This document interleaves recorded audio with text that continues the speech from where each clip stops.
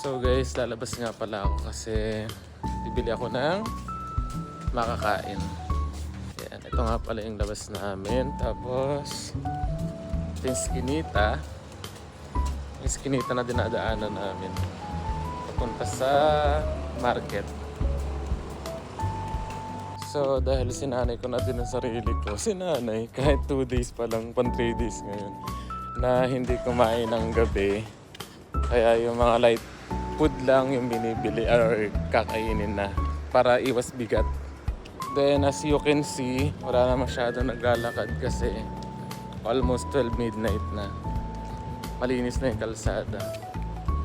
Ako na lang yatang tao. Tapos yung bakala na pinagbibilan namin lagi, ayan. Actually, hindi naman ganun kalayo yung Duhar market na pinagbibilan namin. Siguro estimated like 2 to 4 minutes lang. Andun ka na. Exercise na din ba, di ba? Yan, tapos ito. Malapit na ako sa Duhar market. Isang liko na lang, andito na ako. Pakita ko sa inyo. Ayun, kung nakikita nyo yun, ayun ang Duhar. So, dyan tayo pupunta para bumili ng cup noodles at bread. Ang tutusin lang talaga kung wala tong mga building na to dito sa gilid. Bali pagtagos na ito talaga sa amin na agad to eh. Sa likod na. Kasi may building, may harang. Kaya no choice. Tapos yan, kung nakikita nyo, diba, dito na ako sa Duhar. Ayun na. Saglit lang, as in saglit lang. Duhar na. Tara, pasok tayo. So, bali kumuha ako ng basket para may lagyan ng tinapay at cup noodles. Tapos, dahil wala naman akong ketchup. Yan. Kita ko may ketchup. Kuha tayo na isang ketchup. So, yan isa. So, kumuha tayo ng chicken flavor.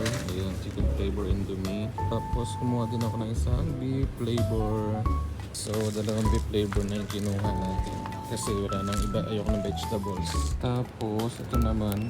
Papanggap tayo na syempre papaliit ng tiyan. Kunyari, ayan, kinuha ko siya. Kunyari dahil brown. Nakita akong promo. Ayan, 6 reals lang. 6 reals. So, bawasan natin yung kinuha natin kaganina. Bawasan natin isang chicken at saka isang ito na, dalawang chicken ang ibawas natin. Total meron naman tayong